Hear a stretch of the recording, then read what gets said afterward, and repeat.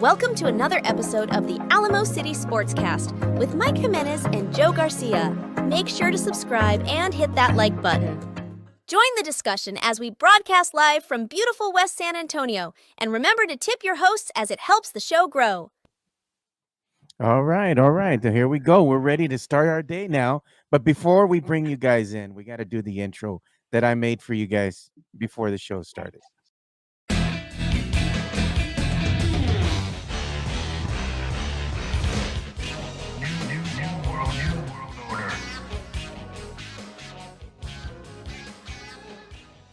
There you go. I just went ahead and put the New World Order, the NWO pick that I made yesterday. I got to say the ones that I liked the most was probably going to be you, Matt, and of course, Elias. You're looking good, man, as the big diesel himself, man. Man, we're built the same, bro. I'm gonna Oh, have to grow man. out my hair too. Well, we got some new people here in the chat. Good welcome, to the another episode of the Alamo City Sportscast. And we are coming to you live from beautiful West San Antonio here in the Marbach area. Vibe and Trent says hello. Thank you. Good to see you. Chris Gonzalez is up. He says, what up, 3MB. 3MB? There we go. Alex already. Wimpy Wemby, dude. Fernandez is joining us here in the chat. He says, good morning, Spurs fans and Spurs fans only. And we also are joined by Mateo. He's here. What's good, y'all? And we also have Ivan Trent. He says, I hear Matthew Donovan Lerma is co-hosting. I didn't know you had a middle name there, Mateo. Well, I mean, I guess anyone, if you heard it on the internet, it must be true, right? Right. It must be true, man. New Wemby order. It's Fernandez. Thank you guys for joining us. Tony Ornelas, good morning. What's up, man?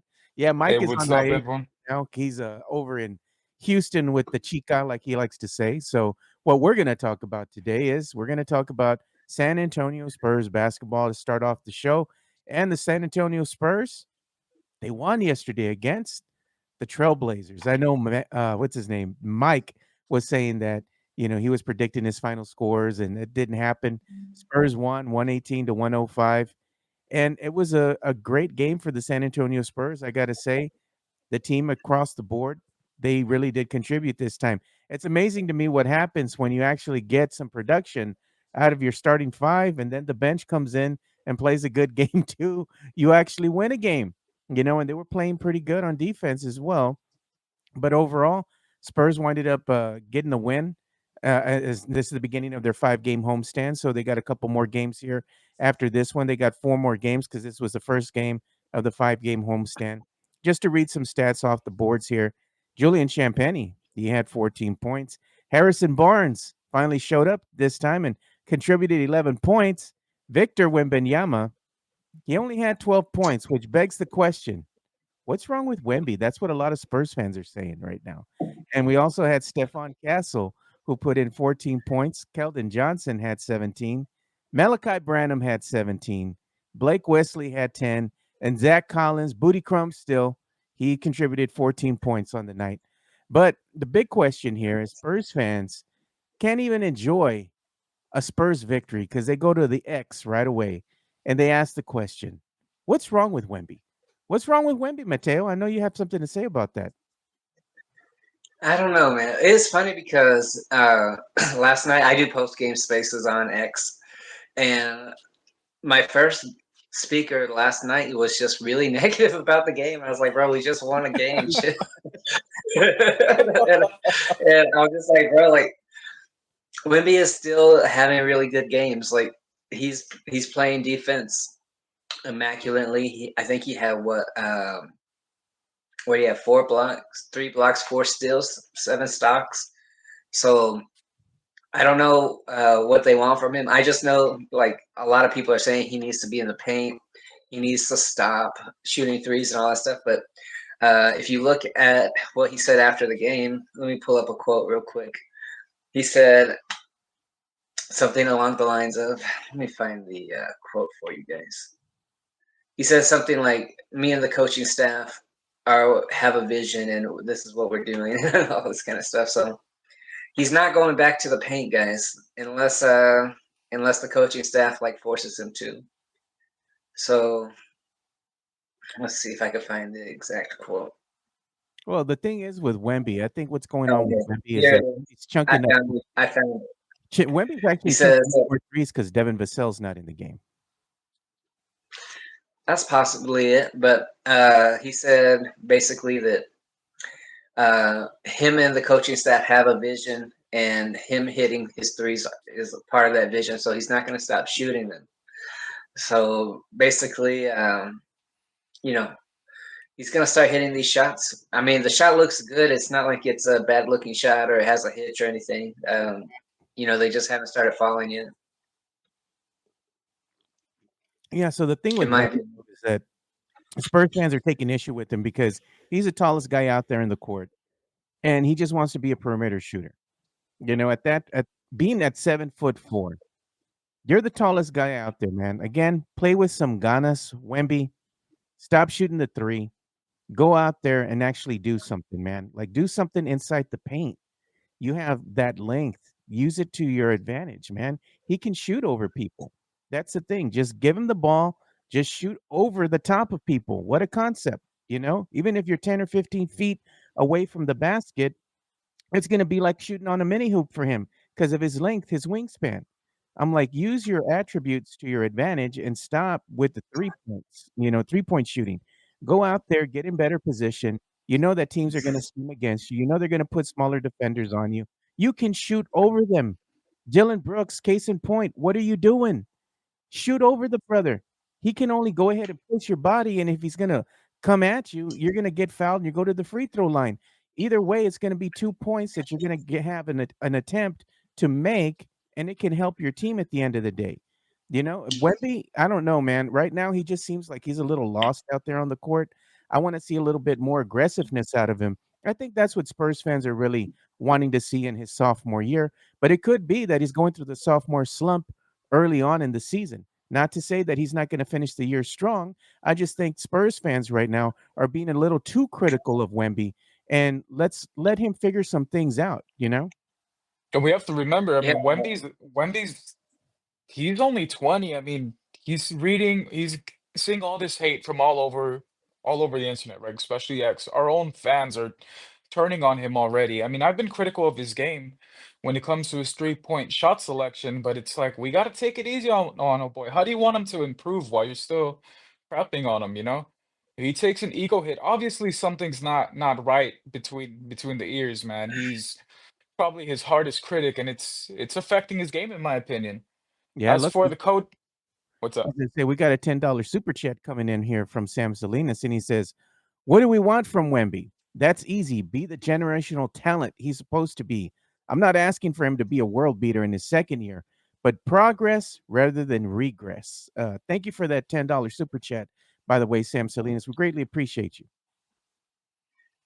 so I mean, the way No, go after ahead. last night's game, Victor was quoted as saying, "There's no frustration because I know the staff and I are developing the right way. And so I'm taking the shots I want to include in my development. What matters today is the attention for a longer term goal." So, I mean, this is just what he wants to do. And then Tim Bontemps from ESPN reported that an anonymous uh, GM from the NBA said that Wemby is a non-factor on the offensive side of the ball. But he just had a 5-by-5 game against the Jazz, who we play again on Saturday. Against Minnesota, he was one block away from a triple-double with blocks. He's not having horrible games. Like, yeah, his three-point percentage is low, but that doesn't discount everything else he's doing, in my opinion. Yeah, Elias, what were you going to say? You were going to go ahead and give your take, man. No, I mean, of course, PR teams exist for a reason. You know, Matt's biting into every headline. I probably sound like Mike Jimenez right now, but I mean, Wemby's gonna say what the fans want to hear. There's nothing going on with me upstairs. You know, this is exactly what the coaches want me to do. I mean, we're not in the locker room. We don't know what they're really telling him. They could tell him to be posting up. He's gonna do his own thing. Why? Because he kind of does have that ego, or I am the generational player. I am the best damn thing to happen to the NBA since LeBron or whatever. I mean, if you're gonna come in with that ego into the league, then you need to definitely be playing like that, not just on a defensive end. Defensively, man, he should have won a Defensive Player of the Year last year. I see him winning it this year for sure. but offensively, he needs to step up. He's just not cutting it. Even, for example, when Kevin Durant came into the league, I mean, look at the phenom he is now. He wasn't chucking up threes. He lived within the perimeter, and I think that's the route Wemby should take because he's money from the free throw line, around that area, especially in the paint. Although he gets out muscled most of the times, I mean, he's capable. He's capable of being better than what he's showing us, in my opinion. You know what? I got a question though, man. What's up with that, dude? No, so my brother, my brother is like, I call him my little big brother, right? He's always Yeah, wanting to yeah, take yeah. pics whenever we're out and about, and I'm always messing with his pictures. He never catches them on time. So I dried up my upper gum and I tucked my lip and he went ahead and posted it and people were like, "What the hell is your brother on? Is he snorting something?" Or Like la I was like, "Nah, bolsita. saca la bolsita, USOA style." Bro, that picture had me dying yesterday. I couldn't wait to show it to you here on air with everybody watching, dude. I got to go ahead and roast Elias a little bit here. That was great by Swiss, though. I knew somebody Yeah, was of gonna zoom course, in on it. Swiss. If it's not Swiss, it's Bear County, man. But they're the best roasters in the game, and y'all know that. Yeah, we have some comments coming in here. And, Henry Cavill is the GOAT watching us. Thank you so much. He says, let those What's up, fuckers Mav? believe he's a non-factor. Hashtag FEWB. And the thing with Wemby is that Wemby just, I think he needs to get his head out of his ass and start playing some basketball. Play some consistent Exactly. basketball. You know what? When you're actually able to go ahead and score the ball a little bit, it helps your team win.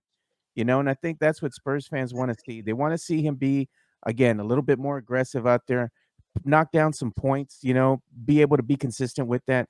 And I think Spurs fans got to ask themselves a question.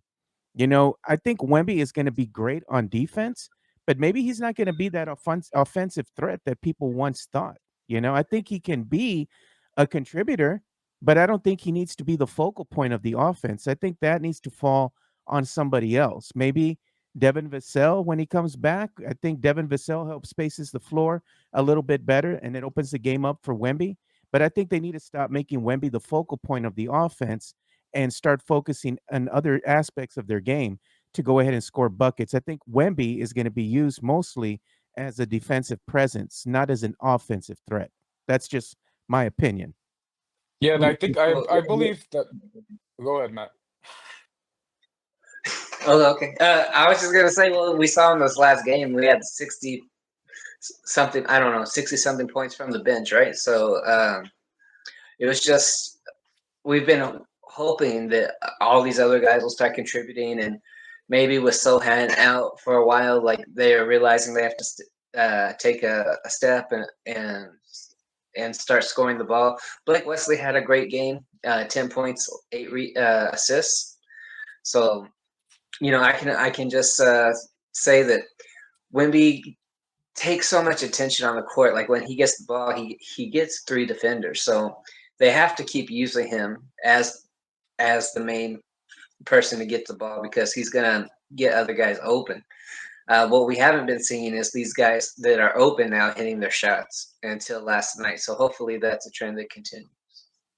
And Sam Salinas says, you're making Mike's case of Wemby being an all-star player rather than a generational talent, Joe. Well, right now, Wemby doesn't need to be that offensive threat presence that Spurs fans are hoping that he's going to be. He can still develop into that generational talent. But the thing is, he needs a better supporting cast. And I think that Spurs fans are starting to see the lack of that right now in Wemby's year too. Everybody's putting the finger on Wemby and Wemby, Wemby, Wemby. But you know what? It's a team as a whole that's just not playing very consistent. They'll play okay games here and there against poor teams, but when they play against the better teams, you can see there's a lack of talent there. There's the disparity of the talent there's a big gap. You can see that they don't have what it takes to compete against these bigger teams in the West. And that's not a knock on the team as a whole. It's just saying where they're currently at right now. And as they're currently constructed, they're not going to be, in my opinion, a playoff team quite yet. I think they can flirt with maybe the play in at some point in time if they have some consistency to their game. But right now, early on, what we're seeing from them, I mean, this is a 32-35 win team. Maybe not even that. Maybe the Vegas odds makers got it wrong, but Spurs fans, I think, need to temper their expectations a little bit, because I think what they were thinking is, oh man, Wemby year 2, this is going to be a 40-50 win team. I'm sorry, man, I'm not seeing it. I'm just being honest. What about you, Seth?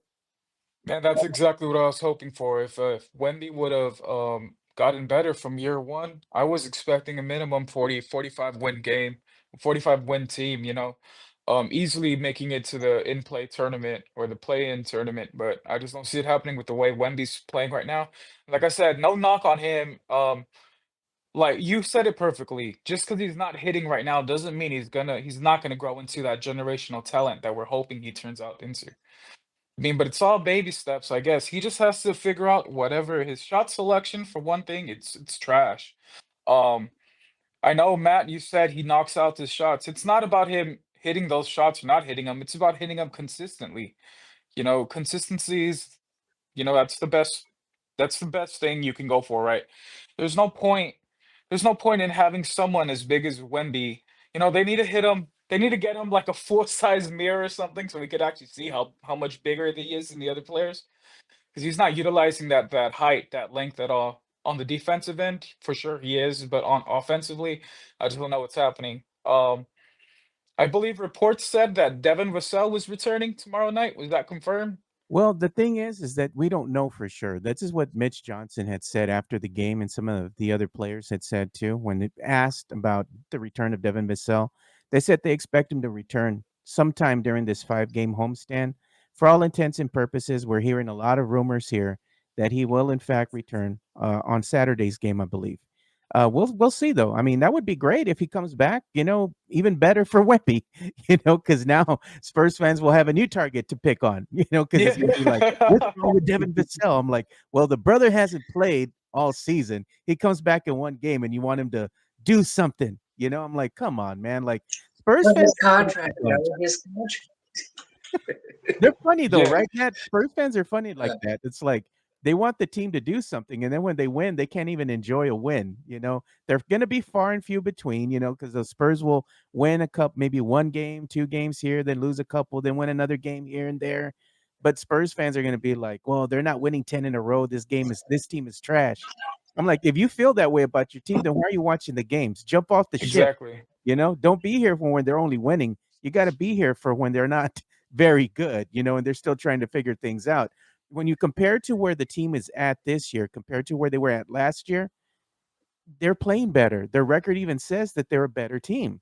But Spurs fans just, again, they can't let themselves enjoy what's happening. They can't admit that the team is playing better than they were last season, even though the stats and the eye test tells me different.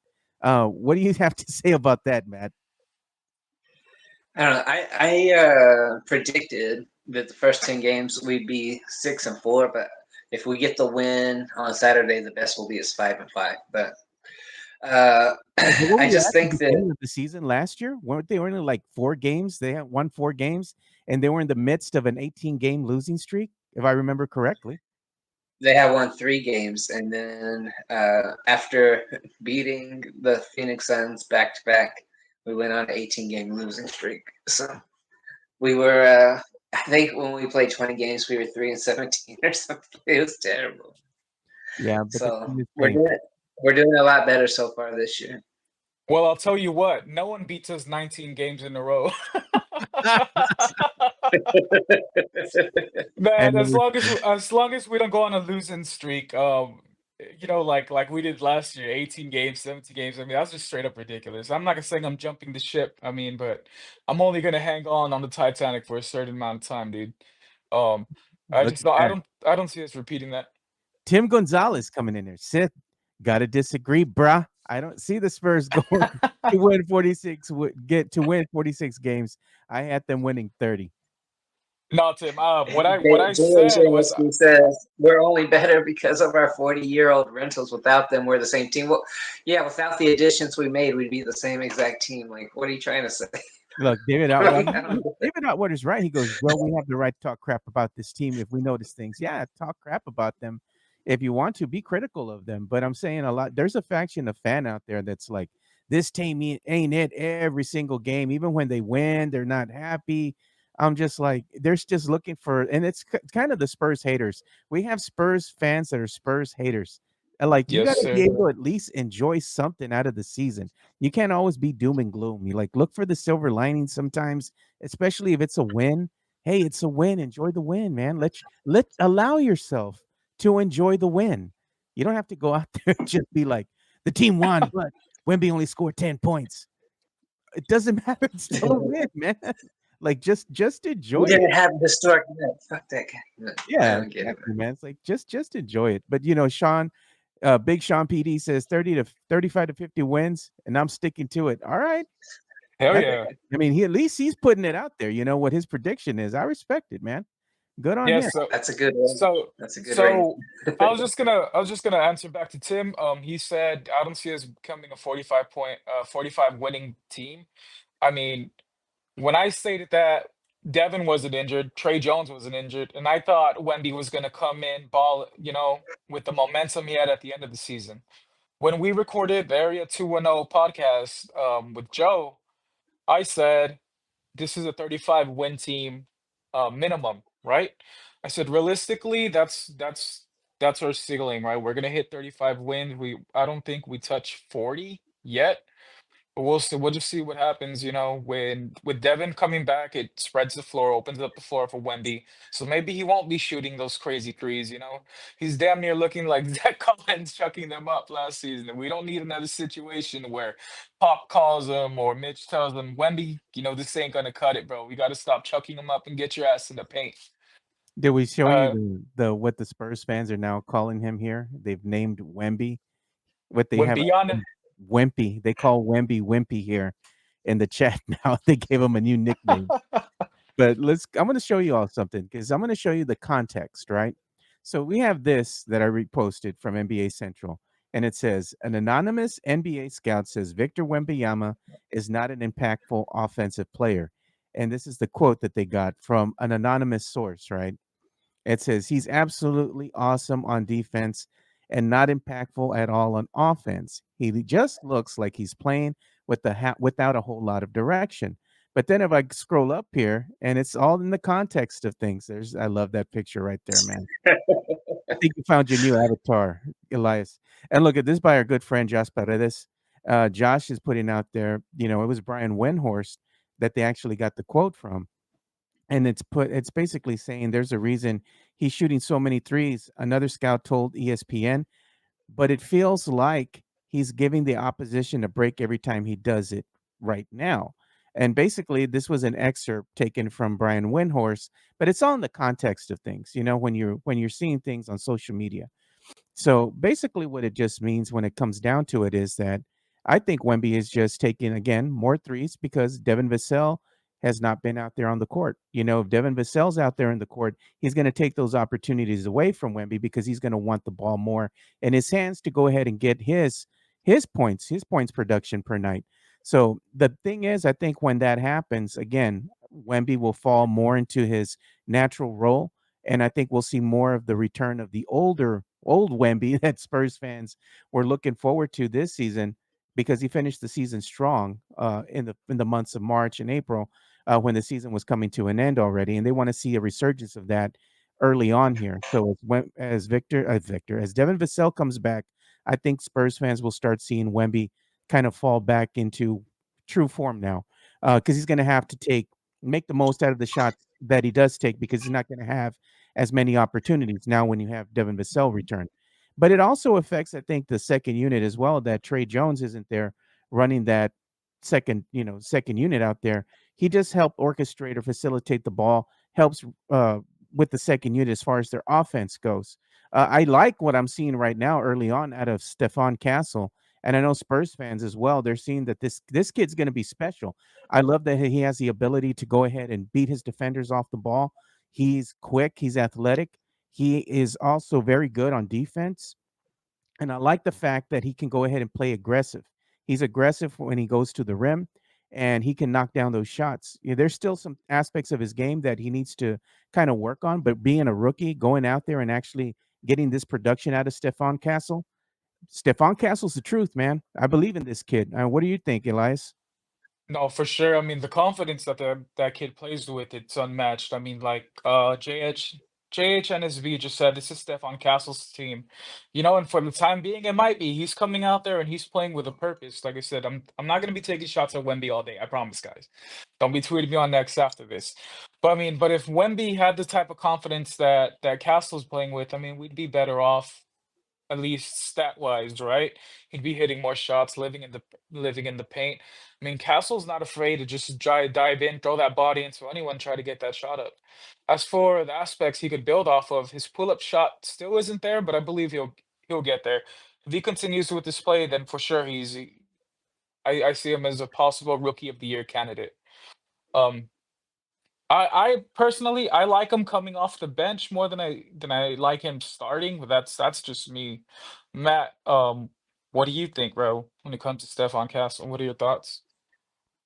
I mean, I've been impressed with him so far. Last night, I mean, I know it's only his ninth game or whatever, but last night he had his career high 14 points. So I think as long as he can get comfortable and do that consistently, like I'm hoping by the time the in-season tournament comes around, he's a little bit more comfortable, whether he's starting or coming off the bench, and can go out and get 15 plus points a night. Like that'd be great from him. JHNSB, Wimpy Ganas. I Sam know that Sam gets under Matt's skin, dude. I love it. I love it. Sam Salinas told me, take all the shots you want at Wemby. You'll make more than Wemby does I think that anyway. should be a catchphrase. I think that should be a catchphrase for a giveaway or something. Wimpy Ganas. Yeah, put that on the shirt. Go to the arena with that on there. Wimpy Ganas. Christopher Leja's in here. He says, Wemby hits 2 threes and fans be like, see, he should keep shooting. Dog is shooting 22.6% from the 3. He's giving the dead face, man.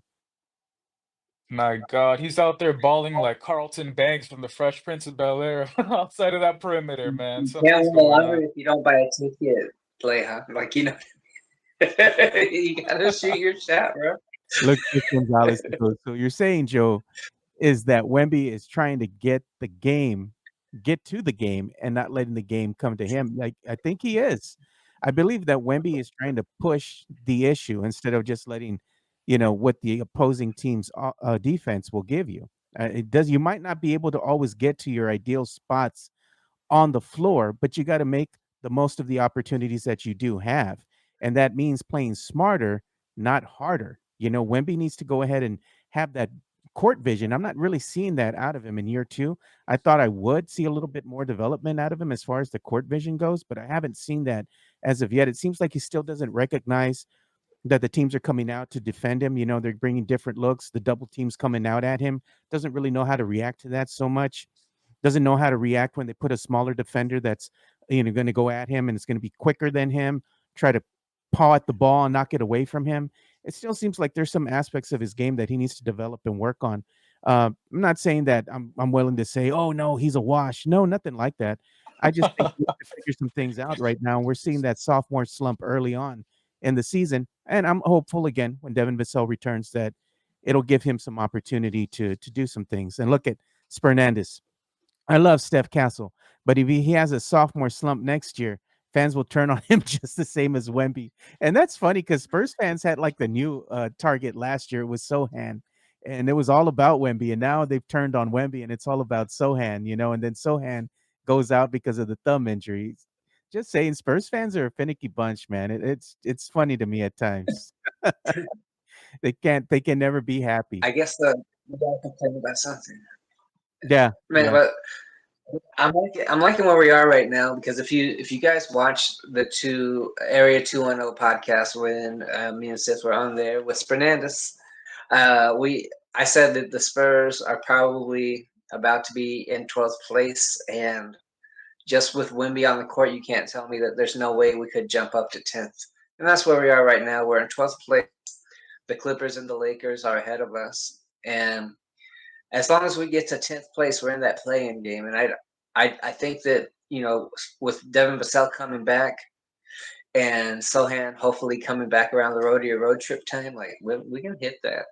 I Yeah. think so. I I love don't think Tim we'd be Gonzalez's too. comment, by the way. Always has to have a wrestling like a nod there. He puts Castle be like yeet. Hey, that might be a good shirt to make, Elias.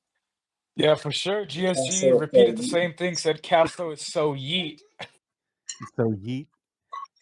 Yeah, I got a new design that's coming out with Stefan Castle, man. I was thinking of something for a while here. I kind of teased it. And I showed my boys Fernandez yesterday, but yeah, we're gonna be coming up with something. So next time when we all get together and we go to a game, we'll have some nice shirts to wear that I think will be impactful. There, a little nod to something retro here in San Antonio, man. Castle is so oh, neat. See, it's already catching on, man. I love it. I love it. But let's go ahead and start talking about something a little bit different here. We're going to move on, transition, and talk about a watch party. I hear that somebody's going to be having here soon. So we want to go ahead and give some shine to Matt here because Matt, we appreciate you, man, for always supporting what we do, and Matt is going to be having a watch party coming up here on the 16th. And I want him to tell us a little bit more about that. But I'm just going to go ahead and bring up the flyer that I saw and also show some pictures of that pizza, man, because this looks like a nice joint. It looks legit, Matt. yeah, some good stuff. We're having a watch party on November 16th. It's the Spurs versus Mavs. We're gonna be meeting up at Two Window Pizzeria. That's inside Black Laboratory Brewing at 1602 East Houston Street. It's in a nice little shopping center. It's gonna be a really fun night. It's a really good family environment. They have games. They have like beanbag toss set up. They have a good N64 with all the games. They got GoldenEye and all that good stuff. So come on out, have a slice, have some fun, have a beer or two, and watch the game with us. Um, we met up for the Alamo City Sportscast 1,000 subscriber party, and it was a good time. And I don't see why we shouldn't be able to do that again. I feel like as a Spurs community, we should try to get together at least once or twice a month and just watch the game together and talk our trash or whatever. Just have some fun. Yeah, look at there's So the that's what picture we're of the trying to do. picture, the picture of the pizza right here. Yep, that's actually a picture from last year's watch party there. So this will be the second year that we host a watch party here, and it was a good crowd that came out last time. So hopefully it's even bigger and better this time. Yeah, it's always good to see the people, man. Shake hands with the people, even though we might disagree on things about the team. At the end of the day, we're all family, and I think we're really building a community here because it is nice to shake hands with everybody, take pictures, have some giveaways, watch the game, bust each other's chops. I'm looking forward to Edgar going out there and talking back and forth with Edgar. I love going back and forth with Edgar. He's my guy, man. He's cool, man. So I'm looking forward to having this watch party and go out there and again just hang out with the gente. And thanks for putting that together, Matt. Where if you're able to come out, man. Even if hey, man, I'm not going to make it till the second half. Doesn't matter. Still come out, hang out with us. We just want to watch the game together. And again, it's just like fostering the community. While we might have differences of opinion, doesn't mean that we don't want to sit down, break some bread with you, have a beer or two with you guys. I'll buy you a beer or two. Just come out, have some fun, man. I know we're going to be wearing the Spurs chains. I might have some new ones too, so we might be able to give away one or two. Yeah, I saw you were working on a new Spurs chain with the retro colors, man. I'm excited to see that one. 'Cause, you can't go wrong with a throwback Spurs design, man. Yeah, the thing is like I know you and Matt were wearing the chains, and doing the promos and whatnot. And what the funny thing was is like you all were like, it's hard to give the chains back. You all want to keep them. I leaned over to Matt and I was like, "Hey, bro, we have to give these back, right?" 'Cause so I wanted to stay with mine. Yeah, you all And were. I was like, for real? Oh, look at that. Leja saying it looking like he's free that day. Lerma. Whoever wants to talk some shit about the Yeah, Spurs, that's what's up. let's do it. That's what I'm saying. Puro pinche Spurs a la verga. And he says, fuck the Rockets. That's right. Fuck the Rockets, bro. We don't care about them. I disagree with Yeah. the name Wimpy. Telling you, man, this group chat always has me dying, man. Sometimes the stuff that they come up with or the way that they roast Mike, dude. Oh my God, man. Y'all are Hey, Seb is actually from drummer Seb. He's from France, so Like he's a big Wemby fan. Now, look at Jason Garcia. Just Joe, I want to rock one here in the 503 in Portland. I'll send you one, Jason. I owe you a shirt and some. I'll get you some stickers and a chain. Uh, Jason's an old friend of the show. He's always been one of our biggest supporters here. He moved away. He was here in San Antonio. He moved away to Portland as the job called him to go to that area. So I'll send you some stuff so you can rep over there in Portland. Maybe you go to a game in the arena wearing that Spurs chain. That'd be good, man. But let's go ahead and talk about some other things that are going on in the world of sports. And that would be Thursday night football, man. We got to talk about that. And we just had a good game that came out yesterday. We did have the Bengals and we had the Ravens, man. Ravens beat the Bengals 35-34.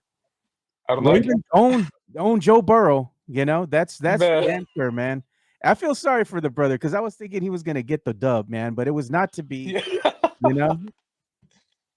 And again, the Man, red no call. That was a no call, man. There was a late hit there, a blatant late hit on Joe Burrow, on Joey Burrow, man. They didn't call it, and about they that, took out Macaulay Culkin 2.0, man. They did Joe Burrow's dirty. Man, but it seems like maybe there is an NFL script. Maybe they do want the Ravens and the Chiefs to make it to the AFC uh championship. I mean, that's what it's looking up to because they get bailed out every single time. I mean, you can't tell me you guys enjoy watching a Kansas City Chiefs games this year. no. There's blatant no calls. It's everyone protecting Mahomes. Well, it's kind of happening on the other end too when it comes to the Ravens game. My cousin George, he's probably the biggest Ravens fan that I know. He's talking about, Lamar Jackson's the GOAT. He's the best quarterback in the league. I was like, man, they wouldn't be shit if it wasn't for all the penalties and help that they get during the games. And I feel bad for Joe Burrow because he's him. He's capable of taking them to the Super Bowl when he's healthy or when he had a decent team around him, but I don't know, the fall off is just crazy. Same thing as Trevor Lawrence, those are just two examples of Super Bowl caliber champions that they just can't get there for some reason. I mean, they're no Dak Prescott, Dak's the GOAT, but Oh, bro. Dak Prescott no vale verga way. I never believed in Dakota Rain Prescott. I still don't believe in him, but I'm gonna still roll with my Cowboys team because you know what? I'm a glutton for punishment. I'm a Cowboys fan. We haven't had 28. We haven't had nothing good happen to us in the 28 years. Nothing but heartache. And as long as Jerry Jones is the owner of the Dallas Cowboys, you're gonna be looking for more heartache, man. But I gotta say, the saving grace here is the Reaper's knocking on Jerry's door, man. Jerry looking a little rough, bro. I ain't gonna lie, man. He's knocking on that door, man. It's almost Jerry's time to go. But the thing is, if Jerry goes, right, and he's no longer the owner because he's not with us anymore, and his son takes over, are things gonna get any better? I hope the son has the knowledge and the cojones to finally say, you know what?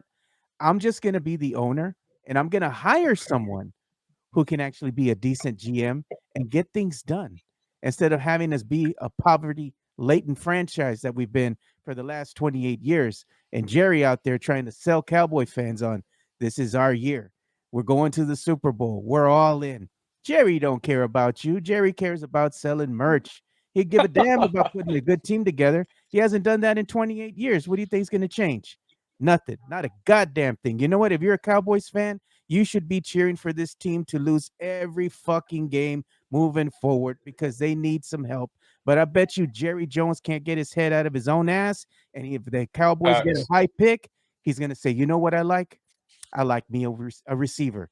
Bro, no, you need help on defense, man. Like, come on. Jerry can't help himself, bro. I'm telling you. It's going to be a long season for Spur fan, dude. Man, and it's funny. I mean, the last time we won a For Super Spur and Bowl, I was Cowboys at fan.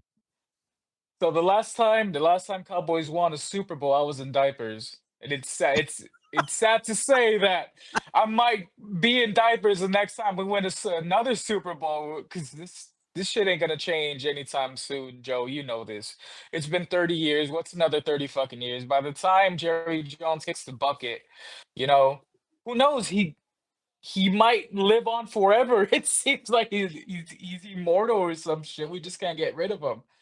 As for his son stepping in, I mean, maybe the apple doesn't fall far from the tree.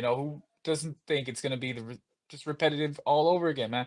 They're gonna want control. They're gonna want to play GM. They're gonna want to play. Oh, they're gonna be owners, right? But they're gonna want to play GM. What the fuck's the next step? Having Stephen Jones on the side calling the plays too. Like, come on! I'm so over this franchise, but I can't separate myself from them because I love the team too damn much, It's and like that's that what bad hurts. it's like that bad girlfriend you should break up with, man. You just can't because she does bad things, All the crazy ones too, bro. Hey, look we got a 199 super chat coming in from Tex-Mex Frank. Un grito, he says, for Dax Hammy. You got it, my brother. Thanks for the super chat, by the way. We appreciate the support, man.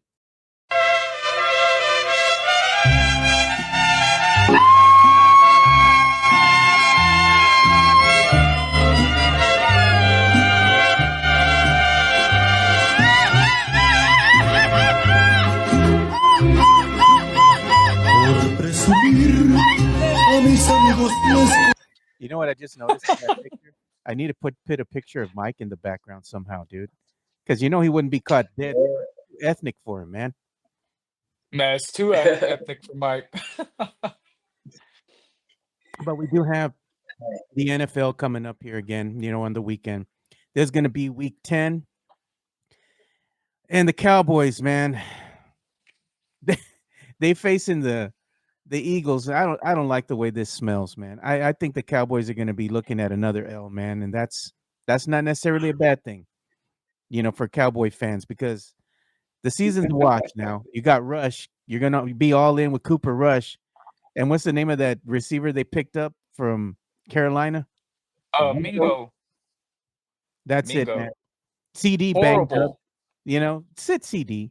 Micah Parsons, don't come back, bro. Just stay doing your little podcast and doing your little rants and whatnot. Go ahead and just do that, bro. Just take the season off.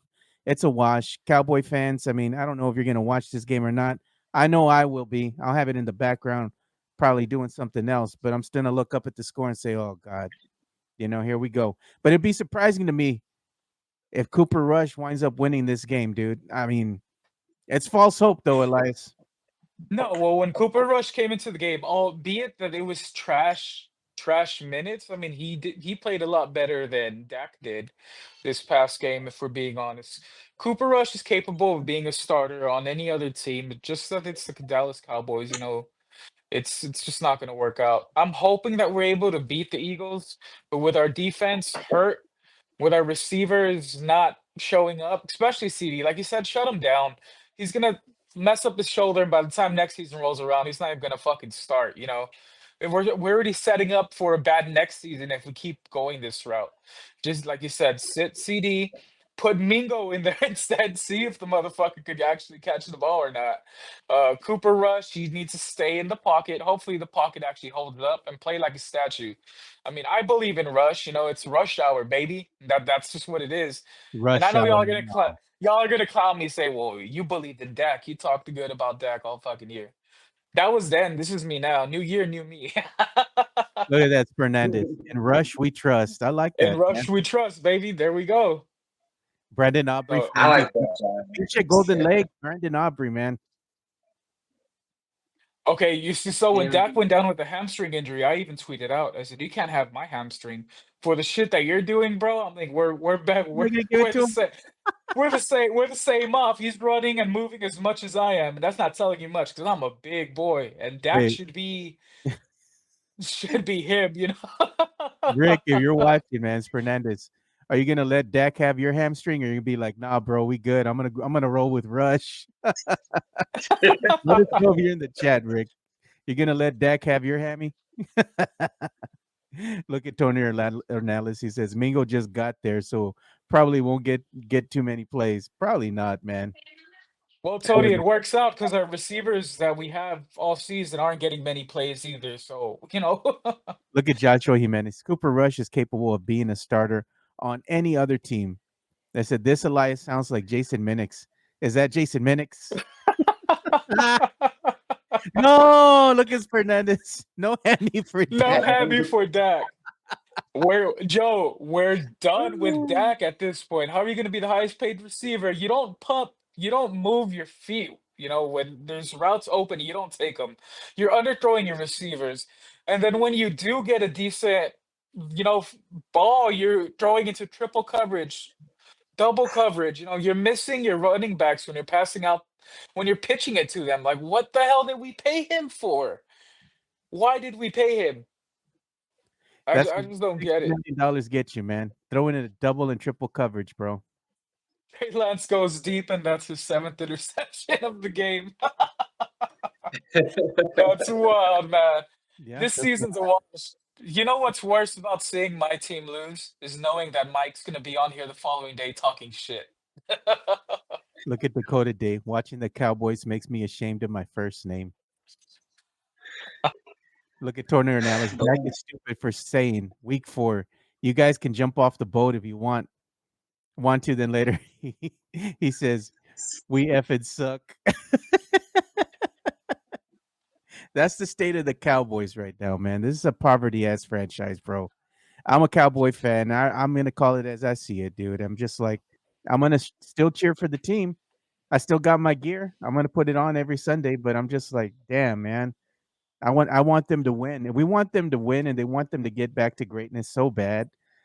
Cowboy fans deserve a decent season where the Cowboys actually get to the conference game at least, man. Get a chance to get to the Super Bowl. That would excite the Cowboy fans like none other, man. And it's been long 28 years, Elias. A long For sure. man. Look at it with President Trump, man. President Trump was voted in the White House, voted out, right? Came back to be a president again. And what happened? Cowboys still haven't won. Cowboys still only have 2 playoff wins already, man. Cowboys still haven't won, dude. I'm just like, damn, man. Something's got to change, dude. This is not it, man. And hopefully, like I said, maybe the Reaper taking Jerry might make the Cowboys do something, man. But I don't know. But let's Hey, talk Joe, like they say, evil lives forever, buddy. So I through that. don't see Jerry Jones going anywhere You know anytime what? I soon. bet you anything when Jerry finally kicks the bucket, they're gonna wind up putting some curtains or something on that stupid side of the freaking Cowboys stadium there, where the sun just comes in and beams on everybody's face. Like you can't put Yeah. nothing up there to stop that glare. What a stupid ass design.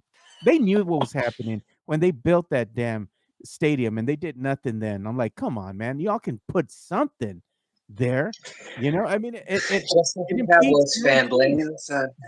it does. It impedes the team too, because you have receivers that can't catch the ball because the sun's right in their eyes. I'm like, what a stupid design, dude. And Jerry Oh knew yeah. it.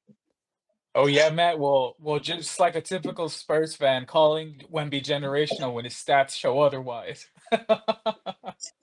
I've Taylor never here, called him generational. Taylor's a Seahawks fan. He's been adopted by Seahawks Nation. Yeah, I actually voted on that poll to send him to the Seahawks. So I wasn't gonna let Matt jinx my team. Is No, this I'm just true? kidding. Is this really true though? WWE Hall of Famer Donald Trump. Do they really have him in the WWE Hall of Fame? Yeah, he got in. He got in 2013, I believe. Damn. He had this infamous match at WrestleMania. It was actually a hair versus hair match. It was him against Mr. McMahon. I believe Bobby Lashley represented Trump and Umaga represented Vince McMahon. And so that's how that came about. Those memes of Vince in a do-rag. He lost his Yeah. match to Donald Trump at WrestleMania. They shaved him right in the middle of the ring. Shit was crazy. But yeah, he's in the WWE Hall of Fame. How about that, God man? knows why. Learn something new. Hey, let's go ahead and pause real quick here and let's give some love to MCS General Contracting. I am wearing their hat, and the chat right now that you boys are enjoying is powered by MCS General Contracting. So if you want that diamond hard concrete in your life, you got to give Chris Leha a call. MCS General Contracting, more than 30 years of combined experience in concrete placement. They are the best in the business, honest pricing, high quality work. They get going on house foundations, driveways, concrete patio decks. If you want to extend the deck, extend the driveway. If you're a business and you need to put together a slab, a parking lot, or other concrete placement services or sidewalks, reach out to MCS General Contracting at 210-774-9155. They're confident in their skills, so give Chris Leha over at MCS General Contracting a call at 210-774-9155. And thank you for being a sponsor of this show. And whoop, there you go. So if you want to go ahead and get that diamond hard concrete in your life, make sure you call Chris Leja of MCS General Contracting at 210-774-9155, and they can get anything that you need for your business as far as a parking lot. You want to go ahead and set up a basketball court in your own backyard. You want to go and play a 3-on-3 tourney. Maybe you have Elias and Mateo on your team. Go ahead and call Chris Leja again. That's 210-774-9155. Yo, shout How out hard Chris is that Leja. concrete, Joe? How hard is that concrete, Joe? Diamond hard, baby. Diamond hard. Needs no Viagra. Yeah, Stands upright with no help. that's what's up. Well, we're going to go ahead and talk about some UTSA football because we do have to talk about everything and anything that's local here in San Antonio. So UTSA, they do have a game coming up next week. They are on a hiatus right now. They have a bye week. They just finished beating Memphis last week by a final score of 44-36. UTSA still keeps their bowl eligibility alive. They need to go ahead and win out, I think, in my opinion, for them to be actually bowl eligible. But technically, if they win 2 more games, that would mean 6 wins. That makes you bowl eligible. But if they win out, they increase their chances. So they have a game coming up on November the 15th against North Texas. Then they're going to have a game against Temple on November the 22nd. They finish the season out against unbeaten Army, who is currently ranked 18 in the nation. Hopefully UTSA can go ahead and get these next 2 wins. It'd be great if they could finish the season with the win against Army. I don't really see that in the cards for them, but if they can get these next 2 wins, definitely that's going to help their cause and keep their bowl eligibility alive. I think that they can actually pull this out. A lot of UTSA fans that left the team for dead early on, but the team has been playing better as of late. And again, I still think that they're going to be bowl eligible at the end of the season, which is going to be a great accomplishment, in my opinion, because this team is in flux right now. Because they did lose a lot of their players. They lost their quarterback. They have a new quarterback this season, and I think Coach Traylor has done a great job out there with UTSA. So hats off to him. I don't know if you guys watch UTSA, but are you rooting for the team because they are San Antonio's own? Man, I root for Of anything San course. Antonio, por vida, bro. That's what it is. You have to be puro. You're not puro if you're not repping UTSA. Um, and I've never been to a UTSA game, but the way Mike described it, it was very off-putting. Said that the crowd was pretty mediocre and whatnot. So I don't know if to take Skip's word for it or to go check out a game myself. Yeah, look at that. Sam Salinas is thinking the same way I am. They have to beat North Texas and Temple because Army isn't happening. I'm with you on that one, man. Army hasn't lost. Army's looking really good. And UTSA has always had an issue with Army. Doesn't matter what their records are. Army always plays UTSA tough. But definitely UTSA needs to win these 2 games against North Texas and Temple to keep their bowl eligibility alive. I'm looking forward to them actually finishing the season off strong. Hopefully they can go ahead and accomplish that. Look at Sam Salinas. Coach Traylor has done a great job. It's a transition year and it's tough. First true down year for UTSA in quite some time. I agree with you totally. I think Coach Traylor has done a miraculous job with this squad, being that they are in flux. It is a transition year for them. It's hard to keep the spirits up, especially against when the team has had some heartbreaking losses like they had, losing by 1 point in the final seconds and final play. It's hard to keep your team focused and coming back, especially when they're in transition. But hats off to Coach Traylor. I think he's done a great job with this squad. Looking to see him finish the season strong, and hopefully they can come back bigger and better next season. But go UTSA. Hopefully they can get these next 2 wins to stay bowl eligible. And we also have UT Longhorn talk here. Tomorrow, the Longhorns are going to be back in action here. They're going to be playing at 11 a.m. against Florida. Longhorns got 3 games left on the season. They got, after Florida, they're going to be playing Arkansas.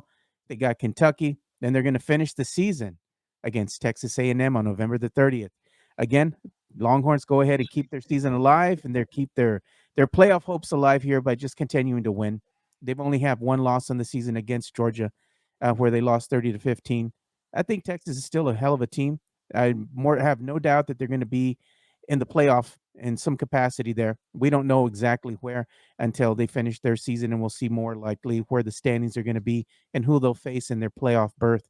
But I'm looking forward to Texas again coming back and playing some college football tomorrow at 11 a.m. I don't know if you guys are Longhorn fans, but I know I am, and I know our good friend Fernandez is as well. Any thoughts there on this game, Sith or Matt? Go ahead, Seth. I was about to pass the ball to you. Not really, Joe. I don't really college football, being that I didn't go to college myself. No, I'm playing. No, I really haven't. I haven't chosen a team to follow, so I don't want to come in here and spew, talk like I'm the biggest Longhorn fan or whatever. I really don't know what's happening in that organization. I know that they have one of the Mannings, right? They have that Arch Manning kid's pretty good, Archie and Manning, so dude, his brother can run. He's not like the other Mannings. He's not just staying in the pocket. This dude can actually get after it and get down the field and run with the ball. So that's something exciting. We do have Quinn Yeah, Ewers still the quarterback here, the starting QB for Texas. Looks like he's fallen out of the Heisman Trophy race here. He was a front runner in the beginning, but kind of got injured, and then Texas didn't play up to par, and it's all she wrote now. But hopefully, he might be a candidate still here. I'm still hoping, but doesn't look like it. But pour some out for Ewers, I man. like He doesn't get the Heisman. I like to watch when Manning's in. So shoot, if I hang out with my family on the weekends on a Saturday, they've already like told me, all right, we're watching this game at this time, this game at that time. Like, so college football is, I love to watch it. I don't have a specific team, but I root for all the Texas teams. So Look at that, Tim should be Gonzalez. Texas wide receiver Jonte Cook has left the program. I did see that. I was reading an article about that, and they were saying the writing's been on the wall for quite some time with him leaving the program. So they finally made it official, as he's kind of fallen out of favor, and they put other receivers there in front of him. So he wasn't really getting much playing time to begin with anyway. So decided to go ahead and leave the program. Look at Joshua Jimenez says, Mike ain't puro. He's a Houstonian. Don't let that bum Jimenez ruin the UTSA experience for you. Yeah, he's going to call out he's the fans. Mike's out there in Houston rocking a Fred Van Fleet jersey as we He speak. probably is, bro. Probably is. I wouldn't put it past him, man. They don't make it to the dome. Arch Manning's is similar to his grandfather's. All right. San Yo, Fernandez. Antonio's too Fernandez, athletic. Fernandez, if the UTSA tailgates are really that fire, bro, I'm gonna have to join you for one of them. Start stacking them cups in the parking lot, wherever y'all hold them. So be sure to hit me up with an invite next time you go to a UTSA game. Yeah, look at Johnny Walker. We'll get you on next week, Johnny. Mike wasn't here this week, so we went ahead and bring it. We brought in some guests, and last week we were off, but we'll bring Johnny Walker, Longhorn great Johnny Walker, and San Antonio Hall of Famer Johnny Walker will be back on the show next Friday. Be talking UT football, man. And he's saying, in regards to what we're talking about right now about the Texas wide receiver being let go, he said no playing time. True that. He said, "Go blue, go Duke Blue Devils right now." And look at Tony Ornelas. Not hate, vibes on the show. The vibes on the show. Mike is out. Look at this. Can we keep this Yeah. and not have to bring back MJ? Mike, Hey, you've been replaced, Mike.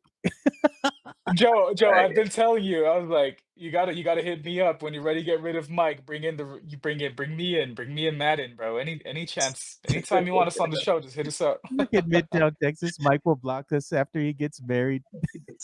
Right. Aw.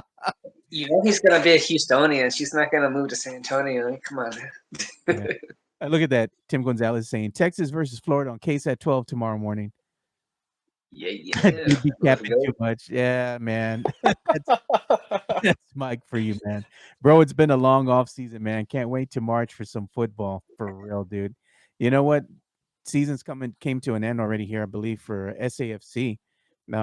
Didn't end the way that the fans had hoped, but you know what, Matt Gomez, I'm hoping that coming into next season for SAFC that the supporters will have more of a voice here, getting back to form, to where they were at before, being welcomed into the stadium and not having all these rules and regulations and all these things that kind of hamper a good time, man. The supporters groups out there, they do a miraculous job, man. I used to enjoy going to the tailgates the Crocketeers held, Mission City Firm at the time, the 210 Alliance, everybody, man. They all did a great job out there. and it was fun, But then, recently things are changing here, and it's not been that way anymore. But I hope they bring things back to where it was before. Bring it back to greatness. Make SAFC great again. You know. Yeah, Look at this. I'd wear that. Sam Salinas I says, love it some SAFC, man. he says, "Can we talk wrestling and SAFC since Mike is out? He thinks he's too bougie for SAFC. Mike won't go out there, bro. He don't like hanging out there with the gente, man. It's too ethnic for him, man. Maybe I could get him to go on was it Mexican Heritage Night. I've been out there to the SAFC game last year. They gave out posters and all this stuff for Mexican Heritage Night. It was a nice time, man. And the bunkers are all for the necios, dude. You want to get rowdy, you want to chant, you want to learn new chants, you want to chant with the necios out there in the bunker. That's where you got to be at, man. They're popping the smoke grenades and all that. They got the drums going and scarves waving around and everything, and your beer is flowing. It's a great time, man. And look, Mike is a voice ass muff cake. we read that at the same time, Joe. You and I reacted the exact same time. We need to get That's my Leha. boy. We need to bring Leha here in the studio, man. That's gonna be fire when he comes in here. He's like, you Man. know what? I want to go in there, Joe, because I want to talk my shit. Well, come in here and talk your shit, Leha. We also need to get Matt Gomez here in the studio because I do want to talk about SAFC and talk more about that, talk more about the experience that's been going on with the supporters group and whatnot, because I think we need to shed more light on that. So I'll be in contact with you guys because even though the season, is pretty much over there, we can go ahead and still bring you guys on so y'all can have a voice and talk about and bring awareness to what's going on behind the scenes there with the supporters groups and whatnot. Oh, look at this Hanover Fist. I cut my season tickets at SAFC, but we still go into a few games. All right, man. There you go. Support That's what's up. So what I'm going to do right now is I'm going to go ahead and pause for a minute here because I got to give love to the people that pay the bills here on the show, which is going to also be MCS General Contracting and Jeff Garcia of Locked On Spurs. So let's give some love to Jeff Garcia. Locked On Spurs is your daily Spurs podcast hosted by Jeff Garcia, the lead Spurs writer for Ken's 5 San Antonio. Jeff has a healthy plethora of guests all the time on the Locked On Spurs podcast. You can also follow Jeff on threads at Jeff G Ken's 5 SA. You can also follow Jeff on Twitter at Jeff G Spurs Zone. So make sure you go ahead and give Jeff a follow not only on threads and Twitter, but also on YouTube at youtube.com/@Locked On Spurs. This is where you're going to be able to find the replay of the Locked On Spurs podcast. Make sure to like, subscribe, and share. There you go. Make sure you do go ahead and subscribe to the Locked On Spurs podcast. They are a proud sponsor here of what we do. They're always supporting what we're doing here at the Alamo City Sportscast. So make sure you subscribe to the Locked On Spurs podcast for your daily Spurs content. You can also go ahead and catch up with Jeff at any time on YouTube, as the Locked On Spurs has a YouTube channel with 5,000 plus subscribers. Make sure you go and subscribe and, give him some love. And we're also going to go ahead and share this story that Jeff's leading off with today. This story that he's released on the X, and you can follow Jeff on the X at Jeff G Spurs Zone. He's saying, that Mitch Johnson had high praises for the team after the victory against the Blazers by a final score of 118-105. He said he's proud of these guys. Go ahead and check Jeff's article out on Ken's 5 San Antonio so you can read more about that and, what Jeff has going on for today as well. He's always, like I said, releasing your daily Spurs content. So make sure you go and check that out on the X. So we're going to go ahead and transition here and talk about something I know you guys want to talk about as we move away a little bit from just talking about sports. We're going to talk a little bit about entertainment. So let's go ahead and do the entertainment bump.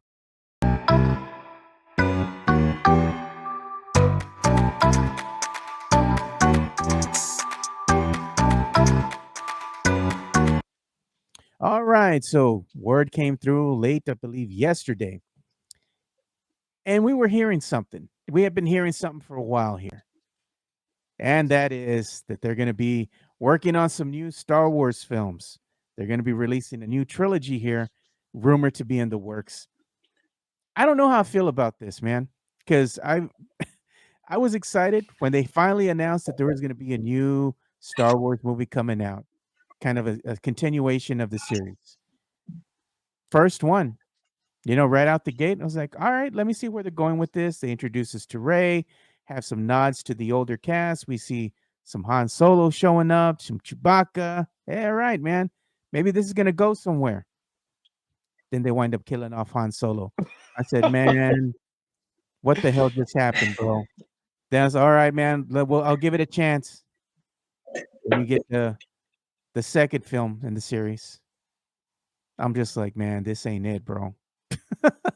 And then they finished the series off on a whimper, man. I'm like, nah, dude. This had no continuity to it. It was all over the place. They kind of shit the bed with this new series. Disney brought the rights from George Lucas, for them to go ahead and be able to make these Star Wars films. And they have these Star Wars series that come out as well.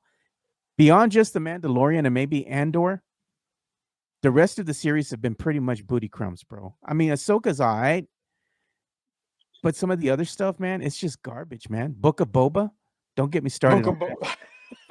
Book That of was Boba was horrible. horrible garbage. I enjoyed that show, The Acolyte. I thought that was pretty good. Yeah, that was all right. It wasn't all that, man. And the thing is, I love me some Star Wars, man. I know Jeff Garcia is a big Star Wars aficionado as well. But man, I don't know how I feel about this, Sith. I mean, what are your thoughts? I know your name is Sith Lord Elias, so that tells me you're a Star Wars fan. How you feeling? I mean, first report said it was going to be a continuation of the Skywalker storyline, and I was like, well, there's not really any Skywalkers left unless we're considering Rey as one, which I honestly don't. I don't know why they went that route. She's actually a Palpatine, and they decided, oh, since she's a good person, let's just slap the Skywalker name on her. Gave her some weird ass yellow lightsaber too. I mean, I don't know, it just didn't make sense to me.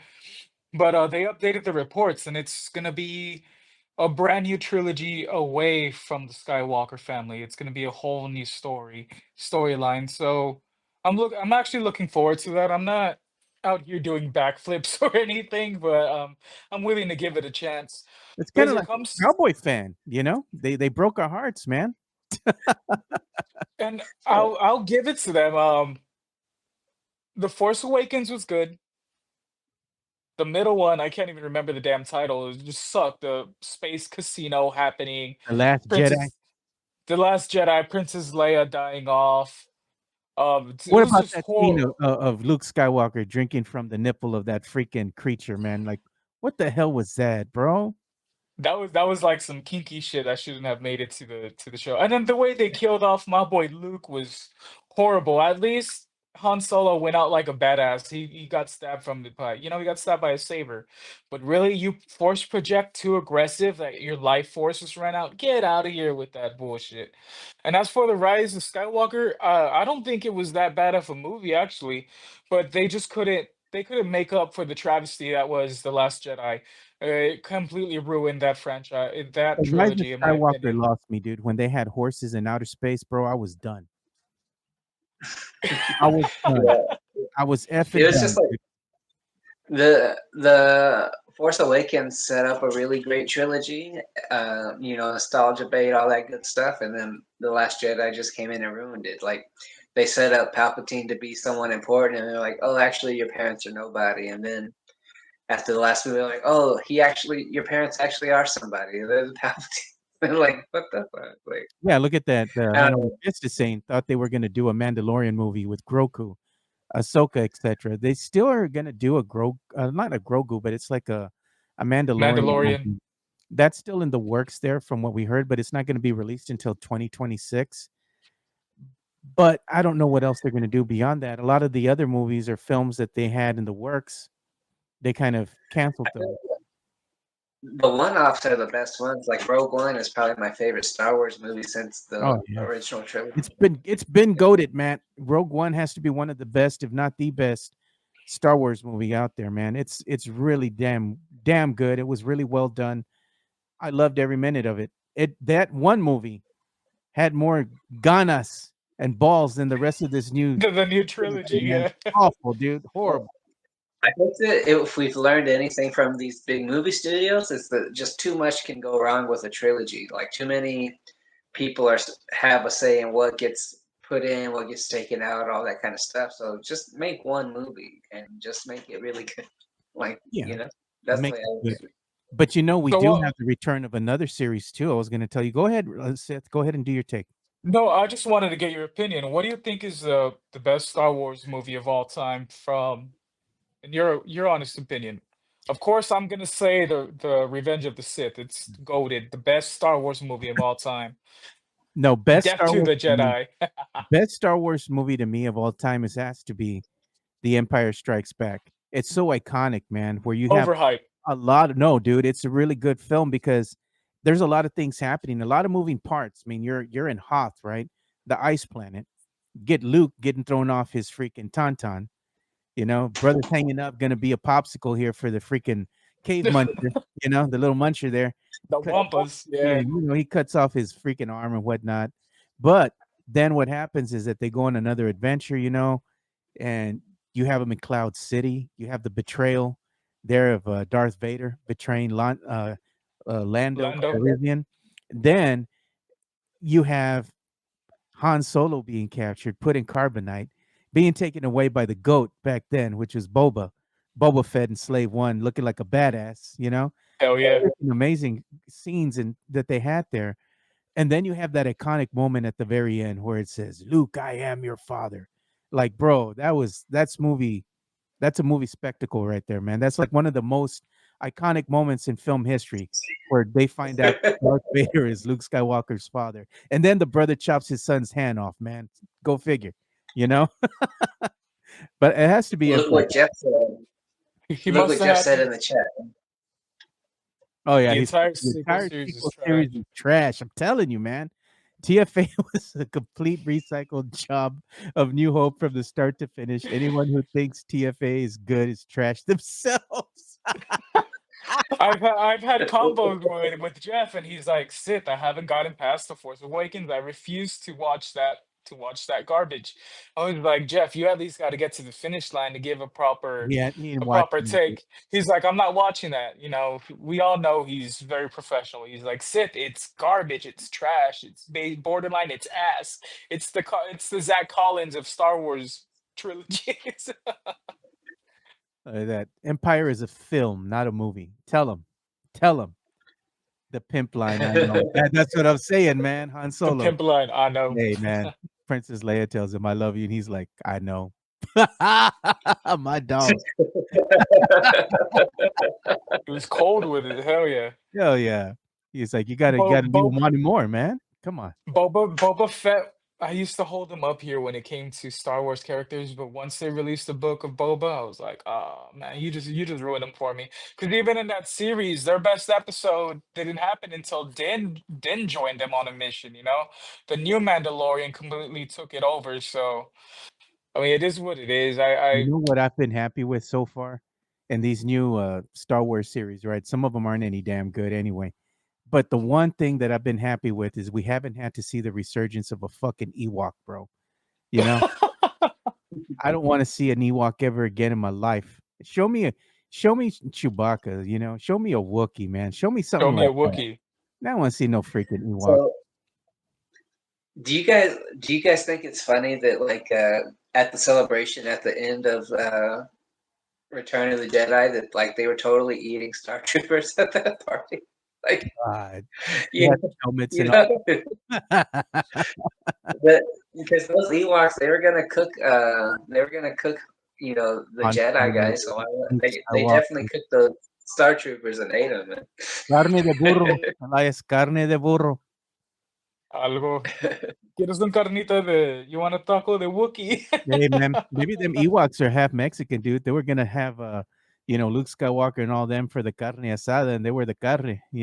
Hey, I was gonna say maybe Darth Vader has some Hispanic in him. He's out here fighting for terrenos, he's trying to take over the whole empire, and he's willing to kick his own son's ass for it. That's the way I see it. Look at that, Sith, and I got a great idea for a Star Wars movie. Clone Troopers war movie in the line of Saving Private Ryan or Black Hawk Down. That would be dope, man, to see something like that. A Star Wars, or should I say a Space Marine, kind of like we got to see a glimpse of. If you ever watched Aliens 2, which I think is the best in the trilogy there, right? Best in the series that they have. that Aliens 2 movie, man, was freaking dope as hell. And I've watched some of the cutscenes from that movie. I don't know why they didn't keep that in the movie, man. That would have just Facts. goated that movie even more. Aliens 2 is like the one of the best films you're gonna see from the 80s, dude. One of the best action films. That film had it all, dude. Had everything. Freaking love it. I know Jeff's a big fan of it too, man. I don't know if you've ever seen it, Elias. Yeah, Joe, I was gonna say you're gonna make fun of me, but I saw it for the first time ever about 2 weeks ago.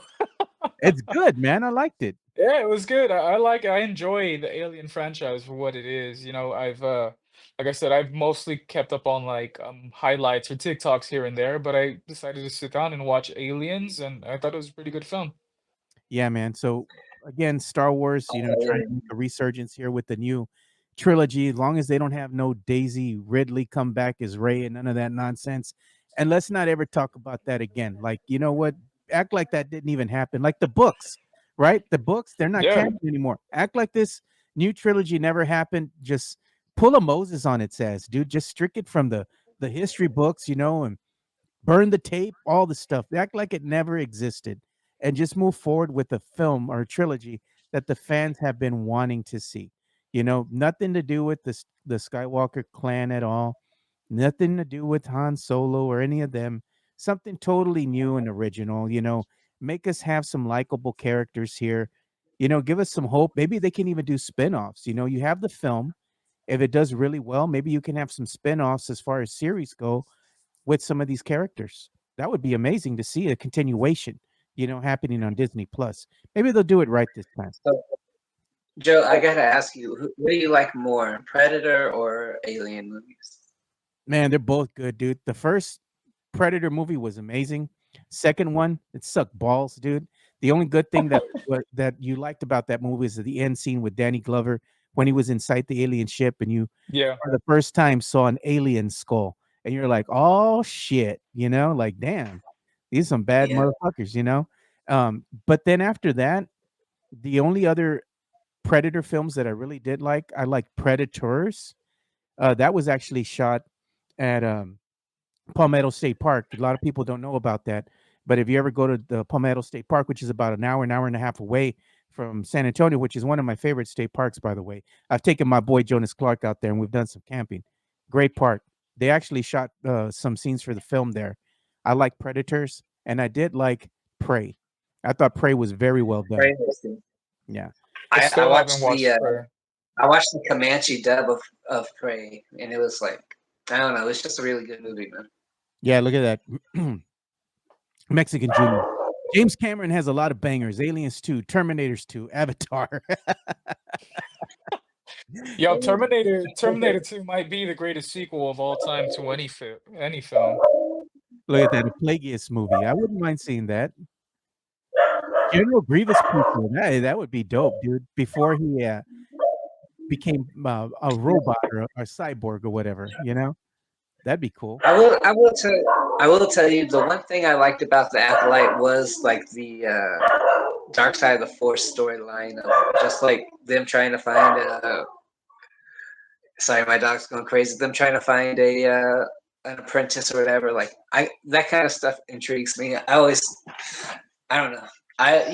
Like Sith Episode 3 is one of my favorite Star Wars series movies and everything like that. So Yeah. I was hoping that the Acolyte would have moved on, but they canceled it already, unfortunately. That series was freaking pure hot ass, dude. The only thing that was good was the very end, where you finally get to see on in a real series, or not on film, should I say, but in the series, the fans finally got to see the transition of what makes a Sith, where they Yeah. actually changed the color of the crystal, the kyber crystal, and the saber Cyber bleeding. from blue to red. And it's like, damn, that was dope, man. I'd like to see that. I would have loved to see that in context of a film with everybody else in the theater. I can only imagine people would have just gotten hyped for that, I think what the Acolyte did best was actually show a Sith Lord at its full potential. The way he took out a whole clan of Padawans and knights was just crazy, and in brutal fashion.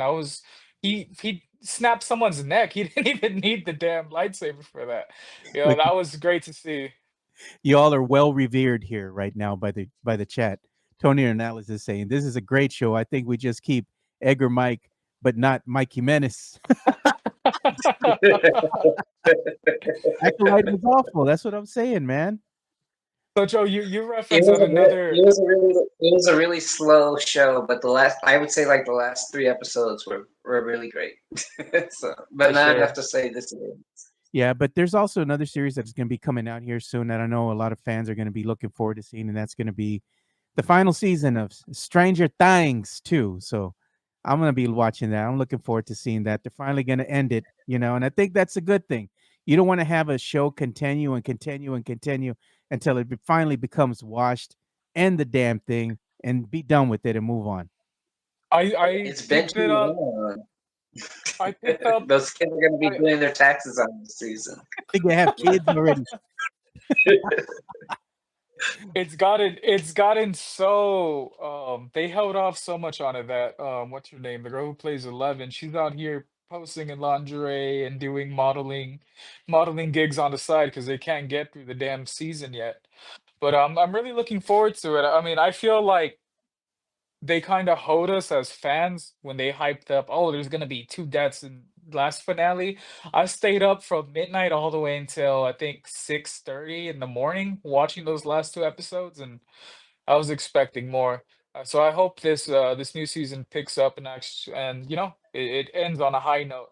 But we've had some series fall off, like Snowfall, for example. It was a great series until the last two episodes. It just completely shit the bed. Alongside Stranger Things, I'm looking forward to the new Peaky Blinders film that's coming out.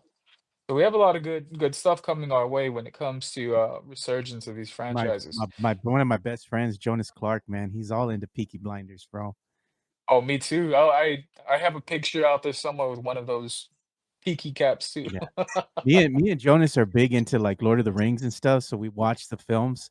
And now one of my buddies just let me know yesterday that they got the Green Dragon wheated whiskey. I'm like, bro, I gotta go that on pre-order because it's Hell like yeah. $85 a bottle. I Yeah. told him, man, we're gonna Do have you to like go. the Do you like the show on Amazon? Oh yeah, The Lord of the Rings show. I couldn't get into it, man. I couldn't get past that first episode. no, man, it's a slow burn in the beginning, but it's a good show, dude. I really loved it. It's called the Lord of the Rings, right? The Rings of Power. And me and Jonas call it Rangs. So you're gonna watch Rangs? So we watch it, man. We always talk about it too, but I'm looking forward to getting some of that wheated whiskey, man. The green pony, that whiskey there, right? And we got to order it, pre-order, so it's like $85 a bottle. I tell them, you know what? I'll just go ahead and get it, and then we'll just watch the films or what have you, and just get all shit faced drunk as we're watching that. Good times. Joe, what are your thoughts on them following the path of the Penguin, but this time they're making a series on the Joker. Barry's gonna reprise his role as the Joker, and it's supposed to take place between the second and third Batman film. I like that, man. What are You you see, feeling? I like it. I like the Penguin. I think the Penguin beyond if you're not a Marvel but a DC fan, right? If you take that out of the equation and you just watch this show and you have no knowledge of the DC universe or Batman or anything, but you're a fan of gangster, let's say series, kind of like Sopranos, right? Sopranos. The Penguin is fucking amazing, dude. Like you're gonna be in, just it draws you in. I think that the acting, the storyline, as far as the writing and all that, I mean, it's has to be one of the best series of the year. And if you, like I said, you people might be turned off because they're like, "Oh, I'm not into DC." You don't even have to have knowledge of it, dude. Just watch it and you're gonna freaking love it, man. My wife, by the way, who has nothing to do with DC or no knowledge about what's going on or these characters, she's been hooked on it, dude. She's been, oh, the new episode of the Penguins coming out. It's just that good, dude. And I think they're onto something here. It would be amazing to see the perspective again of these villains kind of, scheming and planning and doing all these things. And then at the very end, you have Batman come in here and ruin every damn thing that you've worked hard for. And that would show you why these villains hate him with so much So demise, much passion, yeah. and they all want to kind of band together to get rid of the bat and this and that, and why they were trying to kill him because he's ruining their plans and you're seeing how much work goes into it behind the scenes and being a criminal and coming to power and doing all these power moves, almost like Game of Thrones, right? Doing all these political moves and stuff in the background, and then to have some dude dressed as a freaking bat come in here and ruin your shit. No, Some man. rich some rich white boy cosplaying. I get what you're saying. Yeah, man. Like, and it's gonna be cool too, like to see the Joker, coming into his own and scheming and doing these other things, and then of course get thwarted by a dude dressed as a freaking Batman. I'm always pulling for the villains, dude. I'm always drawn to the villain story and how they became that. But it's Yeah, also I don't cool to know. see that. I don't know if you can see that. I got the Joker somewhere here. Oh yeah, there he is. I see him. That's dope, man. Oh, I feel sorry always for pulling for the villain, bro. I feel sorry for the Joker, the part two Joaquin movie Phoenix. or whatever. Yeah, Joaquin Phoenix, yeah. Look at that. Because like Kristen they Milotti. never wanted to make a second movie, and then like they're like, well, he's in jail, so I guess we'll make a movie about his court case. Did you see But this, man? whatever. This has me laughing, man. I've seen this. Sam Kristen Mil- Salinas is saying Kristen Milotti is amazing on the series, playing a fantastic psycho bitch. And I've seen a lot of people on the X and social media, and they're like, "It's okay, bro. I can fix her." Hey, she I keep plays it seeing so people well. say She plays it so well. My PTSD kicked in from a past relationship, man. Oh, bro. I keep seeing people say that she's gonna turn out to be Poison Ivy, but I don't know. Just got to sit back and watch, man. Let's see where it Look at that. takes us. Penguin finale's this Sunday, man, and that's the thing, man. It's gonna be sad because now you look forward to it, and now it's gonna end. The season finale. It's over. You got to wait another Yeah. 2 years or so, man. It sucks, man. My wife really got into The Last of Us, right? The Last of Us, that series based off the video Oh game. She's man, like, I'm looking forward to season 2. And me no, you're being not. that, no, you're No, you're not. not. If you played the game, you know what's Yeah, coming. So yeah. I kind of she's like, don't spoil it for me. I was like, all right, well, when you give up on the show, like the Walking Dead fans did after Glenn died, I don't want to hear shit. Yeah, man. I bounced, dude. After they killed Glenn, they did my boy dirty, bro. I'm like, you know what? I'm out, dude. F this shit, dude. But that's how he went out in the comics. Yeah, I know, but I thought they were gonna do something different, but I'm just like, nah, F this crap, dude. They killed the goat. They killed the goat. Yeah. Negan is probably one of the best TV villains of That all time. motherfucker too. He got died in the series, man. Yeah, right now he's washed. Now he's some sort of anti-hero or They something. It they just they doesn't cut work that out for me. motherfucker's throat, dude, in the comic, right? He's still alive, dude. Matt Gomez, Yeah. Moon Knight got my attention for real, bro. They were saying that they were gonna have a series 2 or season 2 of Moon Knight, but now it's in rumored that they're not gonna do that. That they're gonna do a Moon Knight Yeah. movie instead. I like Moon Knight, dude. I always loved Moon Knight. I read the comics as a kid, and I love the crossovers they used to have between Moon Knight, Spider-Man, and Spider-Man fighting the Hobgoblin. I used to have like Yeah. all the comic books, that had that crossover series. I always loved that back in the late 80s, early 90s. I hope they do make a season 2. Moon Knight is one of these shows that's you don't sleep on it, dude. You go back and watch it. It's really well done, man. I loved it. But we're getting close. We're getting over time, actually, man. So we're gonna have to go Oh ahead and shit. bring the show to an end. We're just having so much fun talking and enjoying the comments coming in. But I appreciate you, Sith, and I appreciate you, Matt, for coming in and co-hosting the show for me today. But where can they follow you guys on the X? We'll start with you, Matt. Yeah, I'm on X. I'm at Matt Lerma _PS.